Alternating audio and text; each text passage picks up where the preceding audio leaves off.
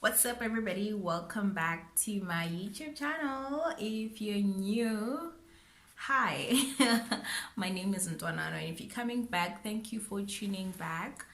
Um, yeah, man, I'm back here with another video. But before we get into today's video, let me just say thank you to everybody who entered the giveaway. It wasn't a lot of people, but I'm glad to see that there's response coming from you guys. And if you didn't enter the giveaway, well, yeah, I don't know why you didn't enter the giveaway, but it was actually a good give. I was so excited about it because it's actually my first, and I get to show love to you guys. So yeah, shout out to Kelsey who won the book, Positive Thinking for Young People, and it's actually a good read. I hope she enjoys it. I hope you enjoy it, Kels. And yeah, so getting on to today's video, remember I asked you guys what you guys would like to see more on my channel, and I got a suggestion from Narration J, and he was like, we want to know, or rather he wants to know what the difference is between the theory that you learn at school and what actually happens in the real corporate world. Now, a disclaimer on this video is that I'm obviously going to talk about the things that I know. So I'm going to talk about the accounting world because that's what I do. If you are an engineering student or you're studying something else other than accounting, I don't know how much of a help this video will be to you.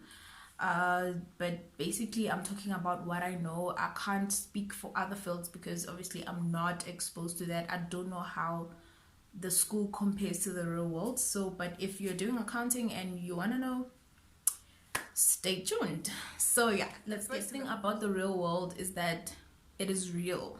Okay, so this is not a classroom. This is not a place for you to practice and get corrected. You need to get it right the first go. So basically what happens in the real world is that it is real. You cannot afford to make mistakes. If you apply a principle wrong to someone's audit, that could result in like very bad results and like very bad consequences.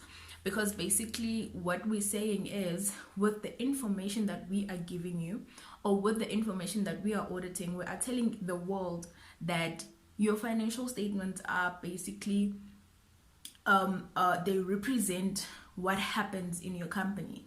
So the thing is, you cannot afford to make mistakes because now this is the real world. There is no corrections. Yes, you do your work and it is reviewed, but you need to do your utmost best to make sure that what you're putting down on paper and saying about that company's financial statements is actually correct, it's actually right, and you believe it. And if something is to happen and they ask you about it, you will take accountability to say, I did this because so and so. So basically that's the first thing. It's real. There is no, it's not pop and place. We're not here to do corrections.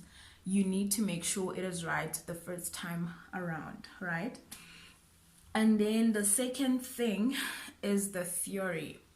So basically what you do at school, the theory that you learn, the IFRSs, the ISs, that basically remains the same, because obviously we need to make sure as auditors or whatever that what they're doing in their companies is basically what IFRS says they should do.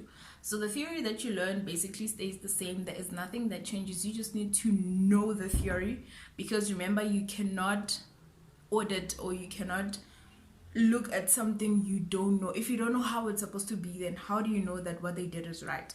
So basically you need to know the theory for you to be able to do the audit if you are in audit, right? And then remember that IFRS is consistent. So from company to company, if it's IFRS 16, they need to apply IFRS 16 exactly the way the standard says they should. They can't deviate from it unless there's like an exception to the rule and stuff like that. So that's the second thing.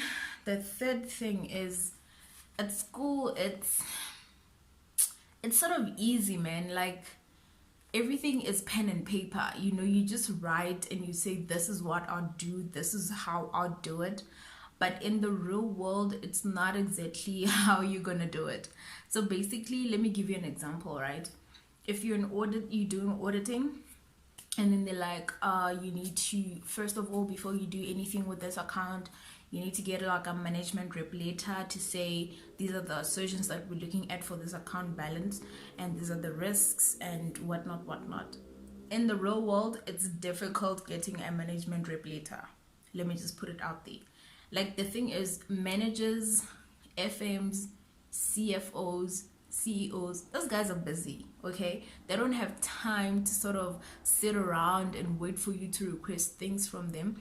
And even if they do have staff, like people working in the company, people have their own work, and on top of that, they need to get stuff for you for your audit. So it's not as easy as school makes it out to be.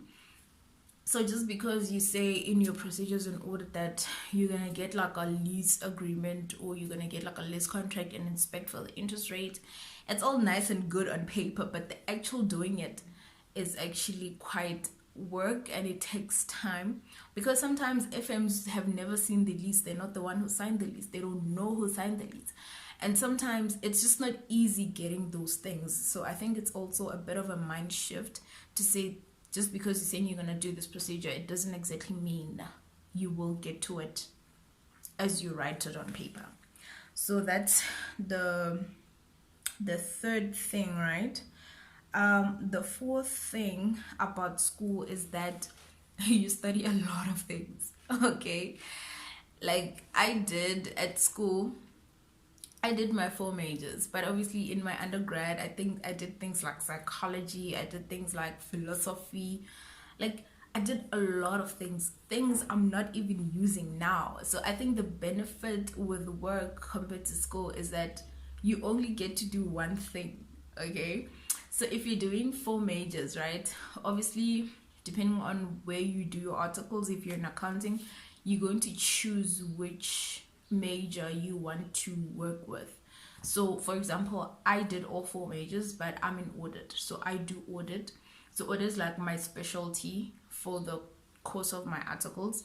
People who are in banks do a lot of financial management, so they'll be able to give you like the financial management versus school side, side of things.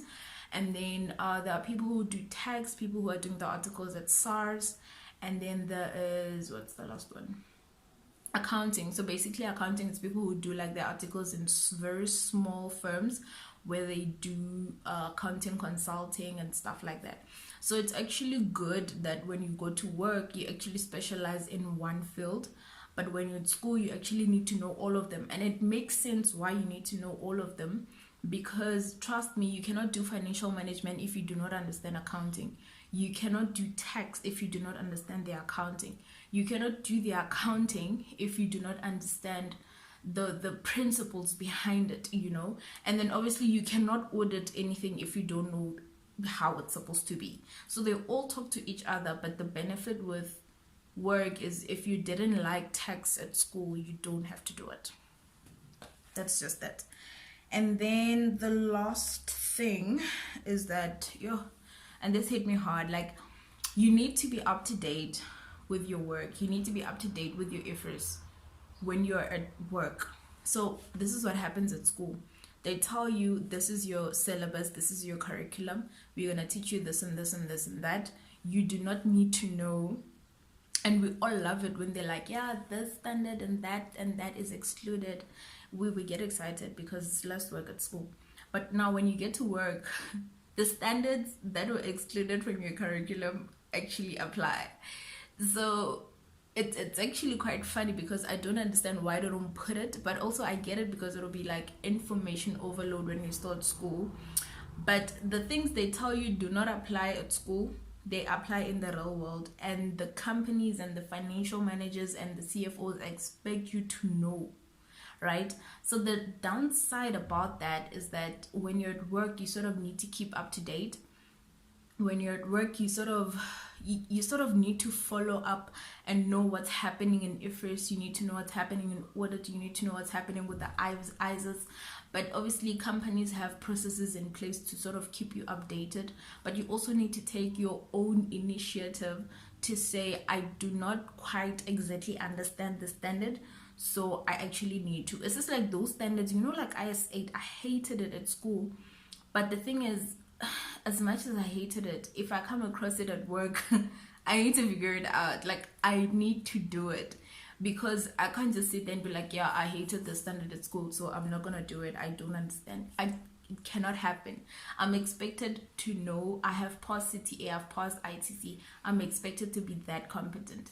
So that's the downside about it. Things that they tell you will not apply at school actually do apply in the real world, and you sort of need to figure it out yourself and see how you can apply it. So yeah, that's what I had. I don't know if it's useful or anything. Obviously, if you're not in accounting, that might not be really useful for you. But if you are in accounting, I hope you really did enjoy this video and sort of got to realize how school gets different from the field, and how the stuff is applied. So if you really do enjoy this video, give it a massive thumbs up and comment in the section down below and let me know how your experience has been with theory.